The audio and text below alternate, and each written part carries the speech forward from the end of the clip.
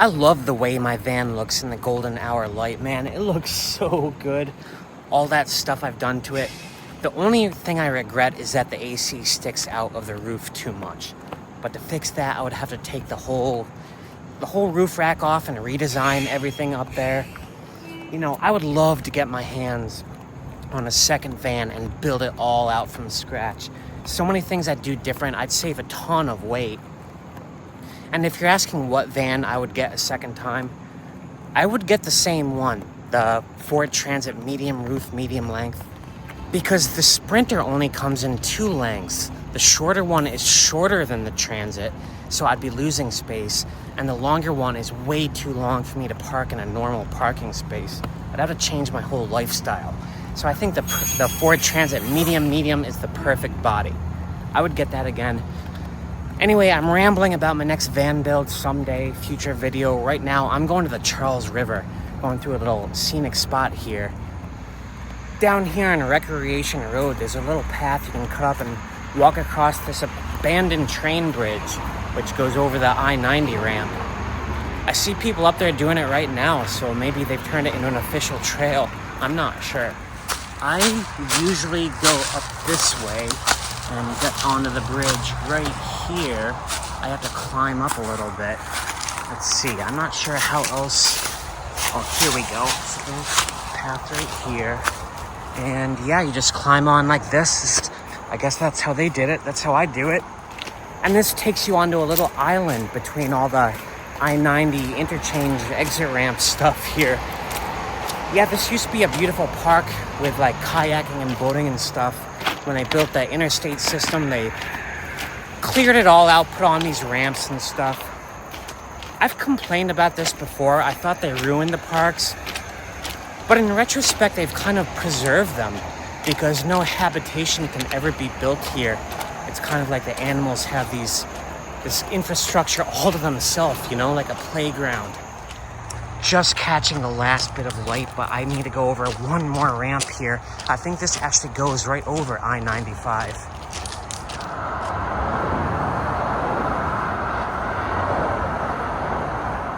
Just follow the abandoned train tracks and it takes you to one of the most secluded spots on the Charles River. I mean, it's protected by the series of traffic islands that the interstate highway system created.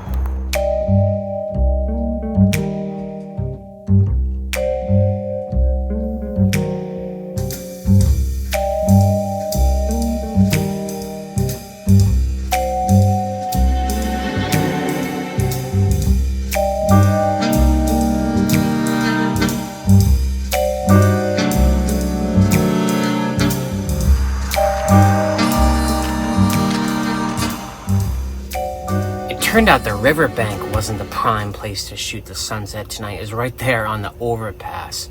Just a beautiful change of light I got tonight, but something was missing. Something I realized when I was in Cape Cod a few days ago. I miss my photography days of having my camera gear, of setting up the tripod, screwing in the lens, assembling the whole thing together. Like normally I would pace around it and find a spot to shoot the sunset like I did tonight. Then I would set up my shop, might have music going, you know. I miss that whole ritual with my hands. What I'm thinking of doing is designing myself an imaginary camera out of like cardboard or something. Something very light and compact that doesn't take up any space or weight in here, but gives me that ritual back of screwing everything together because I miss that.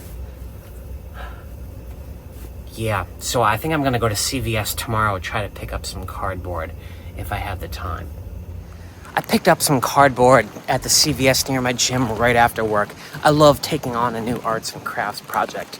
I think I'm gonna go to my favorite place, the Starbucks near that Home Depot, where I do a lot of arts and crafts type things and figure out how to build my imaginary camera.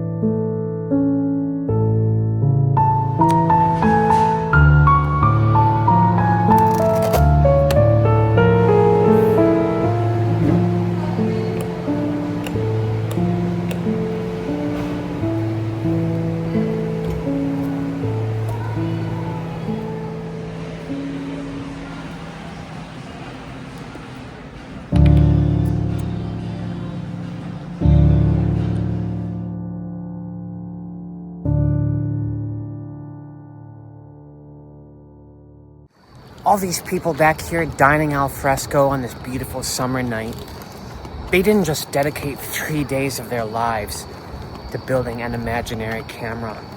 I ran into a lot of design problems with that I had to figure out. I did not want to use complex mechanics. I wanted everything to fit into one Starbucks coffee cup. I sort of achieved that, but like I said, I spent 3 days on this camera at this Starbucks right here. I only had like 1 or 2 hours to work when I was there, you know. Time is my most precious commodity. And sometimes I don't use it probably the best way I should, but I can't help it. I committed to this idea of a imaginary camera earlier this week. I wanted to finish it before I could move on to any other project. That's why I haven't had a video out in several days. I had to finish that freaking thing. Anyway, it's a beautiful night, like I said. I'm wearing my t-shirt. I'm gonna enjoy this kind of weather while it lasts. I'm parking on the street tonight, stealth camping. That's because tomorrow is 9 Inch Nails downtown, and I want to get back to my van at a reasonable time. Like after the show, you know, it could be midnight. I don't know how late these garden shows go. I haven't been to one in a while. But I want to be in a convenient place, so yes, I'm stealth camping tonight. Turn the lights on there. I need to be a little bit quiet and a little bit dark this evening because people are still out and about, including right in front of me. Alright, let me show you how my imaginary camera works. Everything compacts into, well, 3 Starbucks venti coffee cups kind of stacked. This weighs next to nothing. On that outermost one, I have labeled Nikon D810. Property of UTRV. That's a reference to my old camera, my Nikon D810. Still my most current one. It's an outdated model now, but I love that thing, you know? This is just paying homage. Nikon does not sponsor me or anything. Everything fits inside the innermost one, all the boxes and the binder clips and stuff I use to piece it all together. So this right here is the main body. It folds out into a square. It has 2 precisely cut holes. That's because this thing with a label on it, which one is it? This one. This is the lens. It sticks in through this hole right here. It goes in all the way to there. And then on this side, sticks out like that until you get something that looks like this. Now that looks a little awkward. It took me a while to figure out the best way to like piece this all together without using parts, just paper and tape. Now, this isn't the final form.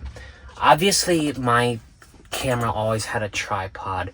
I experimented with a lot of ways of making a tripod here, including like taping pens together. Nothing was stable, nothing made practical sense, until it dawned on me that with 2 more coffee cups, I can kind of wedge it in these cracks here, and this becomes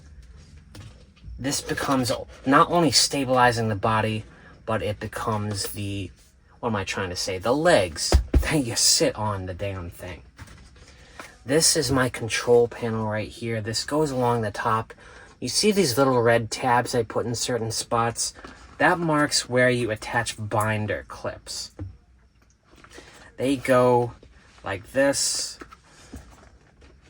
You know what? I have these 2 backwards, so let me just get this reoriented like this. This one goes over here. That's because I like to have the shutter on the right hand and the aperture control on the left hand.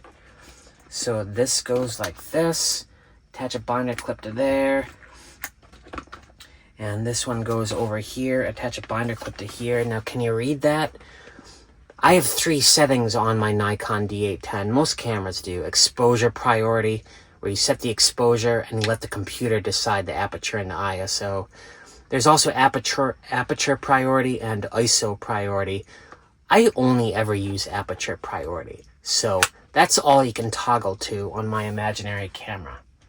My shutter is over here, the right finger. Just do something like that. And last but not least, my lens cap to protect the lens when it's windy, when there's dust and stuff. I just use some Velcro on the inside of the Starbucks cup, and it goes like that. Voila, this is my imaginary camera.